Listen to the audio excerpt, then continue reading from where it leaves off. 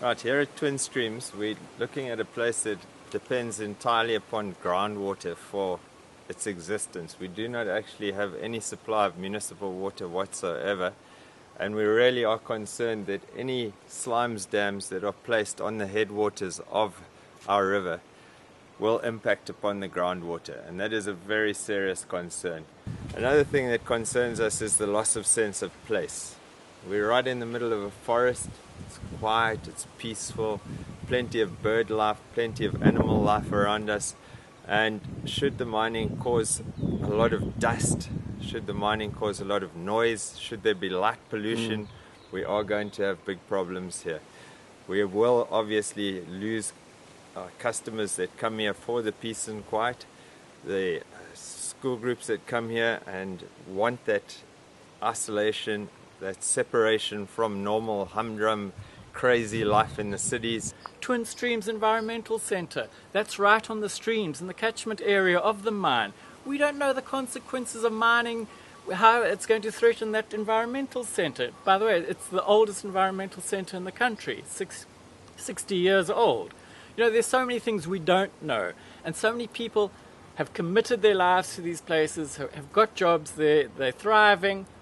Why threaten them? You know, Tronox has been making out that Umtumzini is a place which hasn't grown. It's not going to grow.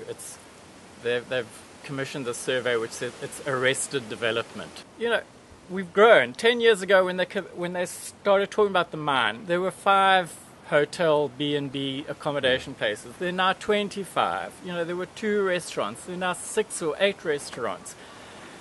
We're saying Tronox will turn us into a ghost town. You know, no one wants to come to a ghost town. No one wants to live in a ghost town.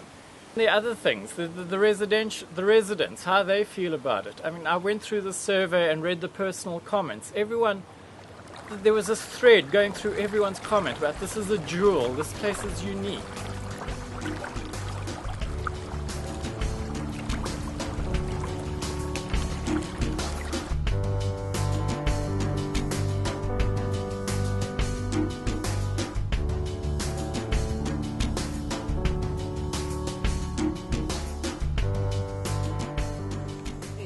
Immediately asked about, you know, public participation and so on. We didn't hear anything until in November. By then it was a fait accompli that they were not going to do a full EIA. They were just going to do a basic assessment. We found out that there are alternatives, even in South Africa. There are alternative methods. There are different ways of doing it, which would not cause the big slime dams.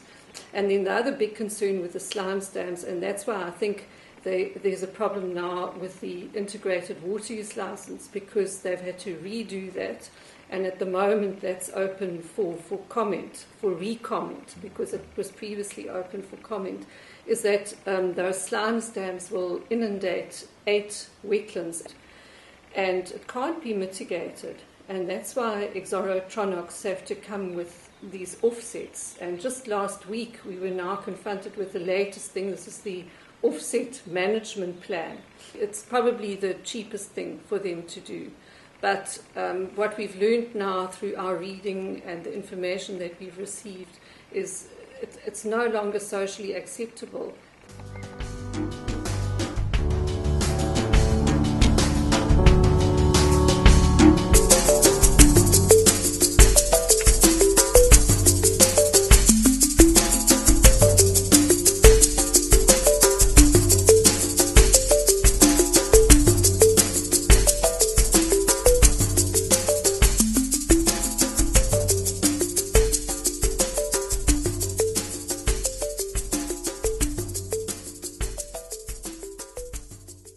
I'm really terrified about the outcome of this mine.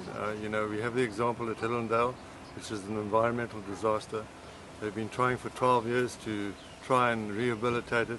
In 12 years they haven't been able to grow any commercial crops, which is the requirement of the environmental management plan. They were supposed to grow commercial sugarcane.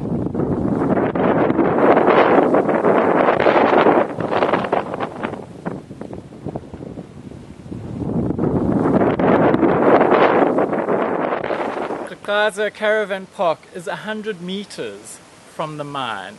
I mean, who in their right mind is going to stay in a caravan park 100 meters from a dusty, blowing, miserable mine? The entrance to the town is going to be 12 kilometers of red earth on one side and 600 hectares of slimes dam on the other side. That's what will greet you when you come to Umtumzini, of people that live here, people that run businesses here, and people who have been here. And we found some really shocking results. I mean, 80% of people who visited Umtumzini in the last few months over the Christmas season have said they'll forget about coming back if there's a mine.